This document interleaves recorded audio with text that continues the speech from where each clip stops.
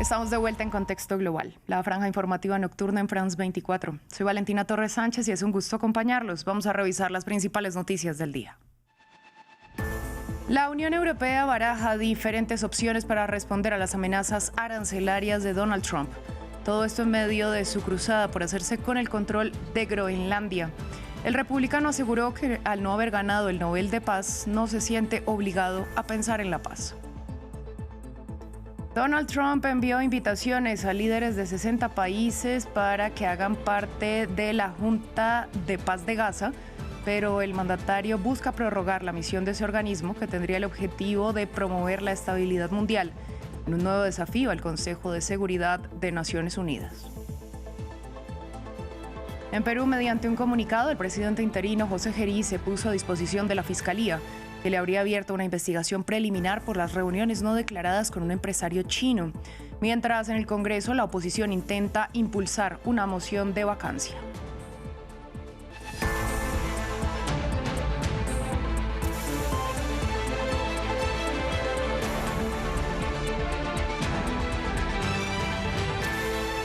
Abrimos este informativo con la creciente tensión entre Europa y Estados Unidos por Groenlandia. Los líderes europeos discutirán el jueves una respuesta común para enfrentar la nueva amenaza arancelaria de Donald Trump contra los países que enviaron tropas para apoyar la defensa danesa de Groenlandia. Desde Davos, el secretario del Tesoro estadounidense advirtió que si Europa responde con aranceles, Washington podría elevarlos aún más.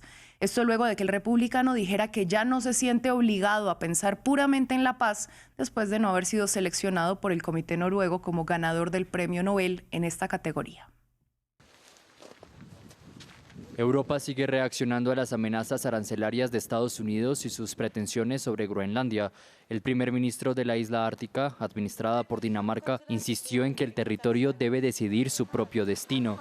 En Berlín, el canciller alemán Friedrich Merz se solidarizó con Dinamarca y Groenlandia. El líder de la principal economía europea quiere intentar persuadir a Trump. Voy a intentar reunirme de nuevo con el presidente Trump el miércoles. Hablé con él largo y tendido por teléfono el jueves. Simplemente queremos intentar resolver este problema juntos y el gobierno estadounidense sabe que también podríamos reaccionar por nuestra parte. Y es la economía el arma de Trump. Amenazó el sábado con imponer más aranceles a partir del 1 de febrero a Dinamarca, Francia, Alemania, Reino Unido y otros países europeos, hasta que se permita la adquisición estadounidense de Groenlandia. Este es sin duda un momento importante para Europa y en todos los momentos importantes para Europa la capacidad de Francia y Alemania para colaborar estrechamente es esencial para que podamos avanzar juntos. El bloque franco-alemán cree estar preparado para responder a la amenaza arancelaria de Trump con la misma moneda. Pero el secretario del Tesoro estadounidense Scott Bessent, que asiste al Foro Económico de Davos, urgió a Europa a no ser imprudente. El jueves, los líderes de la Unión Europea debatirán en Bruselas la respuesta unificada del bloque. En otras noticias, el presidente Donald Trump envió invitaciones a líderes de decenas de países para que hagan parte de la Junta de Paz que supervisará al gobierno tecnocrático de Gaza. Sin embargo, el mandatario busca prorrogar la misión de ese organismo que tendría el objetivo de promover la estabilidad mundial en un nuevo desafío a Naciones Unidas y a su Consejo de Seguridad. Trump estableció que para tener un lugar permanente en esa organización de la que él sería el presidente vitalicio, los líderes paguen $1.000 millones. Para analizar el contexto y lo que busca el mandatario, conectamos con Rafael Piñeros. Él es analista internacional. Yo le doy la bienvenida a France 24. En principio le pregunto, ¿estamos ante un nuevo escenario en el que Donald Trump quiere cambiar el orden internacional al desafiar a Naciones Unidas? ¿Es un síntoma, pues, de que el multilateralismo está en crisis? Bueno, gracias Valentina por la invitación y por estar en el programa. En efecto, el multilateralismo en general y la solución de conflictos con mediación y con participación de las Naciones Unidas no siempre es fácil de lograr y por lo tanto en ocasiones se buscan acuerdos ad hoc. Sin embargo, es común encontrar incluso en el Acuerdo de Paz de Colombia del año 2016 que las Naciones Unidas participa de alguna manera porque provee usualmente legitimidad. En efecto, la relación frente a esta organización con Donald Trump no ha sido fácil y no lo será. Por lo tanto, era evidente que tal vez no quería que fuese la encargada de administrar recursos económicos o financieros o la encargada de administrar en la praxis la Franja de Gaza o algunos otros territorios. Por lo tanto, es una crisis, sí, porque se deja de lado, sí, porque se le intenta hacer un bypass, por llamarlo de alguna manera, sí, porque sin duda se queda al menos en una posición marginal en un entorno en el cual pues cada semana hay un nuevo anuncio. No sabemos si en algún momento en el futuro tal vez pueda desempeñar algún rol o si definitivamente todos los canales han sido bloqueados. Bueno, ¿qué riesgos implicaría que una instancia como esta Junta de Paz esté liderada por Trump? Hemos visto que él pues se deja llevar más por los intereses económicos, se maneja bajo una lógica de membresías pagas, por lo menos según lo que han anunciado. ¿De alguna manera se está privatizando la seguridad y la paz? Yo pensaría que hasta cierto punto sí, es una locura pensar que para participar en una junta de reconstrucción haya que pagar $1.000 millones como fee de ingreso, si me lo permite, y por supuesto no sabemos cuáles son ni las garantías, ni las condiciones, ni las concesiones a las que haya lugar para estados o para empresas. Es una forma muy poco común de solucionar los problemas políticos, económicos o sociales que hasta el momento hayamos visto. En efecto, los Estados Unidos y los miembros permanentes del Consejo de Seguridad usualmente tienen algún grado de participación en los distintos conflictos para solucionarlo, para resolverlo, porque justamente su posición en ese consejo pues les permite tener un lugar casi que permanente y vitalicio. Ahora bien, si nosotros miramos lo errático, lo cambiante, lo difícil que es a veces entender y seguir durante un periodo de tiempo particular, llamémoslo 3 meses o 6 meses, lo que dice Donald Trump, pues se convierte en un elemento aún más perjudicial. Entonces, si él va a ser el encargado y si él va a ser el encargado vitalicio, pues creo que esto sería una locura. Además, es muy poco común que se hagan esos encargos de manera vitalicia. Por lo tanto, sí es una forma muy poco común de solucionar o de resolver problemas tan complejos que no se han resuelto en el pasado, como el que enfrenta a Israel frente a Hamas o frente al establecimiento del Estado palestino. ¿De alguna manera podría la presión de Trump hacer que Naciones Unidas se reforme, que haya una reacción grupal contraria a su propuesta, si tenemos en cuenta que quien se opone a la voluntad de Trump, al menos hasta el momento, pues se está enfrentando a fuertes represalias? Los Estados Unidos es el mayor donante en términos de ayuda a la organización, es el que más provee presupuesto y la legitimidad que ha tenido ese país en los últimos 80 años es indiscutible. Hacerse a un lado de los Estados Unidos es complicado y sin duda alguna en cualquier tipo de problema o conflicto muy regional y específico o de carácter global, la voz de los Estados Unidos es importante. Por lo tanto, lograr la credibilidad y la legitimidad eh, haciéndole un bypass a Washington es sumamente complejo. Es muy difícil de lograr y de alcanzar. Máxime cuando es Israel, por supuesto, el que impone las condiciones hoy de seguridad.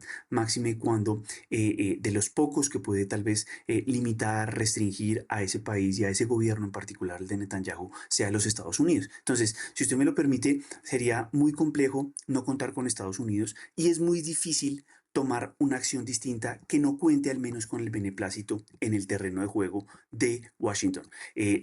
La Federación Rusa no ha demostrado mayor interés, Francia y el Reino Unido no tienen la capacidad militar de hacerlo y la República Popular China ha buscado siempre el establecimiento de dos estados, pero no ha buscado inmiscuirse directamente en un elemento sumamente complejo. Y es que la Franja de Gaza y la situación en Medio Oriente es muy compleja y no ha querido tomar mayores instancias de protagonismo en ese conflicto.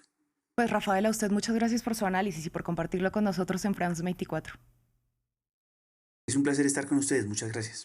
Nosotros pasamos a Francia, donde el gobierno vira tras no lograr un acuerdo en la Asamblea Nacional para aprobar el presupuesto de 2026.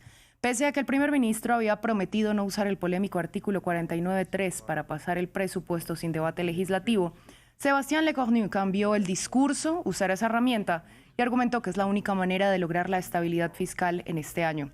Lecornu se juega su cargo en momentos en los que vuelve a surgir la posibilidad de que una moción de censura prospere en el Parlamento, aunque hasta ahora el Partido Socialista dijo que podría no votar a favor de la destitución. Hemos decidido, y lo digo de manera personal con arrepentimientos y amargura, de comprometer la responsabilidad del gobierno, lo que haré mañana en la parte de ingresos del proyecto de ley de presupuesto. En Perú, el presidente interino José Gerí anunció en un comunicado que se pone a disposición de la Fiscalía de la Nación, que según medios locales abrió una investigación preliminar al mandatario por posible patrocinio ilegal a raíz de las reuniones no declaradas con un empresario chino. Mientras en el Congreso la oposición busca impulsar una moción de vacancia. En tal sentido, reitero mi plena voluntad de colaborar con las actuaciones que disponga el Ministerio Público dentro del respeto al debido proceso y a las garantías que ampara el ordenamiento jurídico vigente. Cambiamos de tema. En Siria, las fuerzas del presidente de facto, Ahmed al-Sharaa, se desplegaron en las zonas del norte y este del país, como respuesta al acuerdo de cese del fuego que prevé que los combatientes kurdos cedan el control de estas regiones. Sin embargo, hubo nuevos enfrentamientos este lunes alrededor de cárceles controladas por los kurdos, donde están presos presuntos miembros del autodenominado Estado Islámico, algunos de los cuales pudieron escapar en medio del caos, según informó la agencia France Presse. El domingo, el presidente al-Sharaa anunció la firma de un acuerdo de cese al fuego con las fuerzas kurdas. Sin embargo, el lunes la tensión sigue alta en el norte y este de Siria. El gobierno desplegó tropas en zonas controladas por los kurdos de las fuerzas democráticas sirias, lo que ha generado nuevos enfrentamientos según las fuerzas kurdas, en especial en la región de Raqqa, en las afueras de una prisión donde están encarcelados miembros del Estado Islámico. Las fuerzas kurdas también indicaron que grupos afiliados al gobierno han tomado el control de otra cárcel en la ciudad de Al-Shadada. La violencia en esta zona preocupa a los habitantes kurdos. El acuerdo es frágil, necesita una base de confianza más sólida y concesiones de todas las partes. Por su parte, el gobierno sirio negó haber atacado las cárceles. Acusan a las fuerzas kurdas de debilitar el acuerdo que prevé que dejen el control de las provincias de Raqqa y Deir ez-Zor al ejército sirio. A pesar de estos disturbios, algunos habitantes celebraron la llegada de las tropas gubernamentales. Es un acuerdo muy bueno, detiene el derramamiento de sangre, las matanzas, los asesinatos y frena la lucha sectaria que estaba a punto de estallar. Por otra parte, el presidente turco Erdogan, aliado del nuevo gobierno sirio, celebró el acuerdo, insistió en su implementación y denunció sin nombrar a los kurdos los intentos de fragilizarlo. La era del terrorismo en nuestra región ha terminado por completo. Los requisitos del alto el fuego y el acuerdo de integración total deben aplicarse rápidamente. Nadie debería volver a hacer cálculos erróneos. Pero las fuerzas kurdas también denunciaron ataques turcos con drones en la ciudad de Asaka, acusaciones rechazadas por las autoridades turcas. Al menos 7 personas perdieron la vida tras un atentado en Kabul que fue reivindicado por el autoproclamado Estado Islámico. Los hechos ocurrieron en un local administrado por ciudadanos chinos dentro de un hotel que se encuentra en una zona altamente custodiada de la capital afgana. Según la información preliminar, los muertos son 6 afganos y un chino, al tiempo que varios menores de edad resultaron heridos. El ícono de la industria de la moda, Valentino Garavani, conocido por su marca Valentino, murió a la edad de 93 años. Desde Jackie Kennedy a Julia Roberts, el empresario vistió a múltiples celebridades durante parte del siglo XX y XXI. Revisamos su trayectoria y legado.